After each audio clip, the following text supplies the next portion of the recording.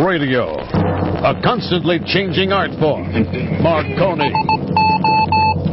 Lakehurst, New Jersey. Oh, the humanity. The Mercury Theater. This is Orson Welles, ladies and gentlemen. A new world order. Hi, this is Casey Kasem. From that first broadcast, a medium that has been pruned, honed, trimmed, winnowed, bonsai, pruned, and deposited here today. Ready to be moistened with the watering can of evolutionary dew, this is the Dennis Miller Show. What's up, Hiroshi? Let's light this candle. Hey, folks, welcome. I was just going to keep amping it up till I Cronenberged all over the studio. What's that? Look at Dr. Phil's wife hiding under a tarp over there like she's in row 2 at a Gallagher Gallagher 2, row 1 at a Gallagher 2 show. All right, good opening. In our next half hour, Hoover Institution senior fellow Victor Davis Hanson will be here and tell us an interesting article I just read from Victor. He believes that Callista Gingrich can slice your femoral artery lengthwise with her hairline. I believe it. And we'll see about that. And then he wants to talk about Sparta a little, too. He does love him some Sparta. He loves him some Sparta. I get a book every 3 days. Huh? The Doilies of Sparta. That one surprised me. I didn't know they were into lace work. But evidently, in between battles, they would... Damn it, Goose. Damn it, man. He'll tell us what he... He'll tell us what he expects from President Obama's State of the Union address tonight. I expect a lot of talk about Sparta. Just a guess. Well, I think he says anybody over 300 is one of the rich 1%ers. That's my joke.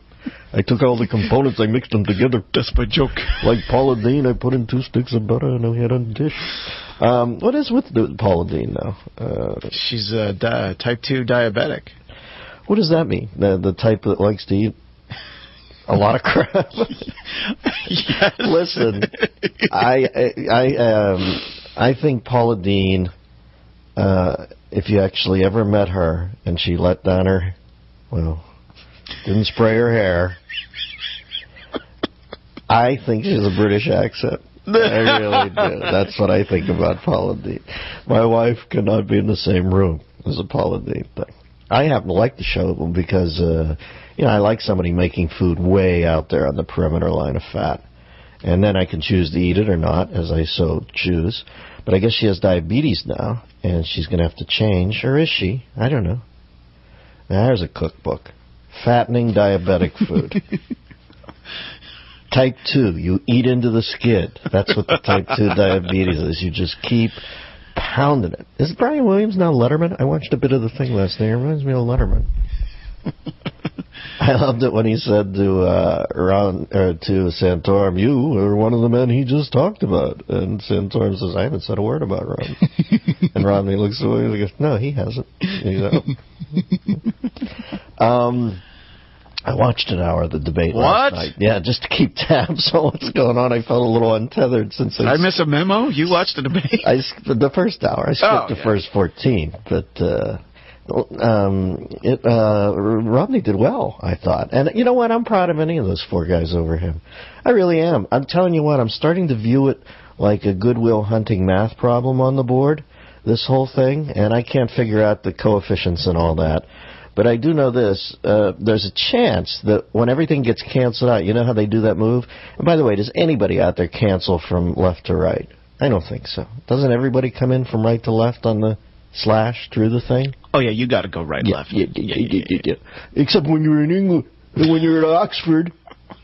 Worst joke ever. You know, when my career goes down the toilet in Australia, it goes the other way. But... they do all that slash, and you cancel out, and so the bottom of the equation reads, let x equal Santorum. I'm seeing a way for that to happen. I really am. He acquits himself well, and I think Gingrich and Romney have decided to just do a War of the Roses on the chandelier where they napalm each other. And I think Romney did it more efficiently last night for the hour I watched. I think Gingrich realizes that he has to put a little inflection into his overall body of work, and last night was a... Christian, what are you playing, Pixie Sticks or are you typing? Can we turn the typeboard down, or can you go off mic for a sec? I'll try to do 3 lines in a row without you backing me up. You okay? Well, we'll see. We'll see if you can get through it. I don't know if you could do it. Oh man! Listen, I might very well say, Christian, get back on, and I'd be the first one to do that in front of the listeners. I'm just saying that typing is thunderous. Wow. Huh? It's like Bruce Banner's filling out a prescription for a client, and he gets angry because he keeps misspelling in the middle of it, and he starts turning, and all of a sudden I hear the typing. Oh, I hurt my hand doing the bit. Where were we before that? Oh, X equals Santorum. Because, I don't know, I just got a feeling. And he's going to have to fight through that youth thing. Because I'm telling you, you flash him on youth, and they don't know, they haven't read about him. They think he's going to accrue all the vitriol that goes towards Christians in this culture. And but I think he's a measured man and a smart man and a reasonably convivial man. And I'm wondering why they always avoid him in debates as far as time allotment. Williams almost kept it exclusively. For the hour I watched, to be fair, I don't know what happened after I left, but it was Gingrich, and, I think that there's ways, subtle and not so subtle ways, for the moderator. And I hate the idea of moderators, and I find them to be jejune. All the moderators. I just wish they didn't have them. I don't know why these men don't come out and talk. What are we, kids? It's like Gingrich last night. At one point, Brian Williams, he just got excoriated by Romney, and Brian Williams said, "Speaker, 30 seconds to retort." And Gingrich said, "Wait a second. What, are you kidding me?" So I don't even know why Brian Williams is there. His import to this thing is the same as mine. He has a vote. But get out of the way. But he probably doesn't have a vote in the Republican primary. Well, I mean, he has a vote in the general election. No, I know. But I'm saying he kept, for the hour I was there, I would say 40 minutes of it went to Romney and Gingrich just laying wood to each other. And I was thinking, there's smart ways. That's one thing I'll say about Williams. I think he's obviously, on the left, but he's smart enough to realize that he can't leave any fingerprints. So really to just widen his time parameters on those two to let them excoriate each other is pretty smart, because they just beat the hell out of each other. Gingrich comes out of that bloodied. Romney comes out of that kind of out of his wheelhouse. He has to now get a little sweaty, and that might be good for him, so maybe they're doing him a favor. But I do know this. Paul makes perfect sense to me. I'd vote for him tomorrow if he didn't, every time they brought up a nutcase, say, "We ought to call him." I don't know what people make politics so, involved and conflicted and complex. He did make the point that we trade with Vietnam now. They're practically our friends. Yeah, well, we get back to everybody eventually. You can go to Germany now, too. It's just...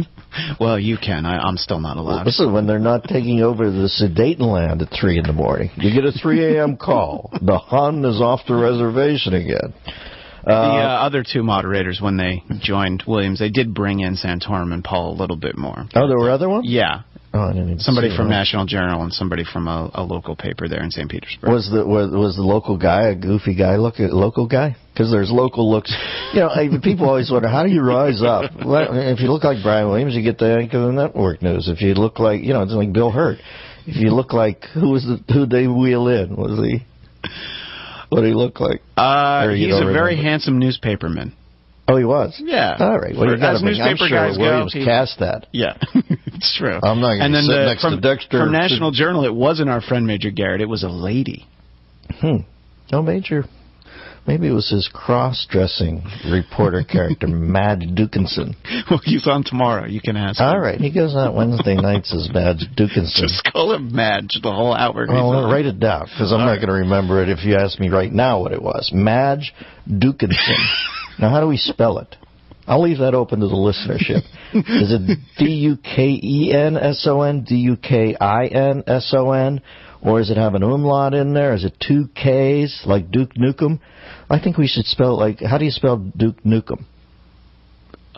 Isn't there a character named Duke Nukem? Yeah, I think there's an apostrophe. Yeah, figure out that and apply that to, what's the first name? Madge Dukinson.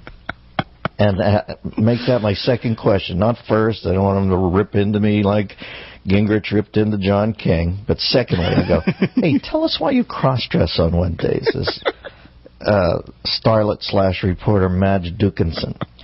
All right, I'm going to take a break here because this is getting thick a little for me. Romney released his tax returns yesterday, and I, for one, a little surprised to see him reporting income on the underground fight club that he runs. Did you see that coming? Nobody saw that coming. That's what he needs to do to get this campaign in high gear. D-shirt and stand there like Pitt in Fight Club. And just show a whole new side of himself. What was Pitt's character in that movie? Tyler Durden. I want you to hit me as hard as you can. I'd say I got to go back and watch it. I haven't seen it in a long while. And I remember when I first saw it, I thought it was precious.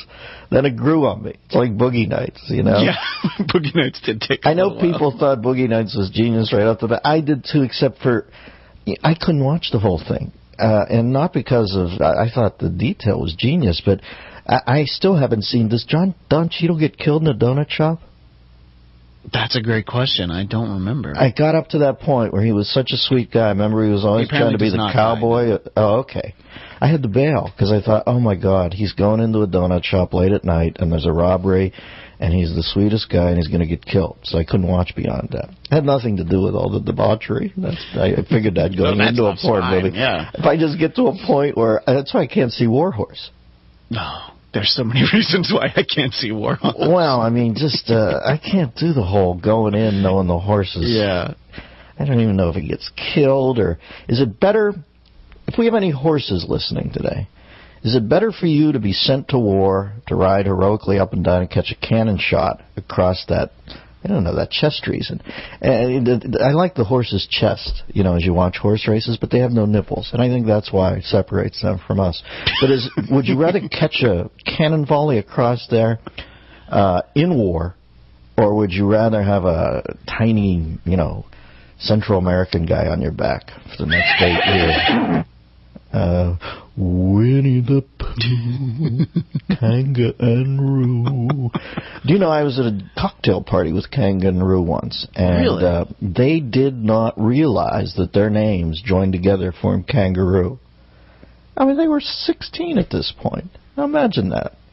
Well, they usually introduce Roo first, so that makes sense that they hadn't thought about it.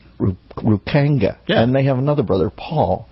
So when they go out on the road together, now they go out as RuPaul Kanga. Now, a lot of people show up expecting the tall, lithe cross-dresser, and they get these three, quite frankly, Aussie marsupials. Exactly. All right, now, wait, I got to read this. Let's get to the soup of the day.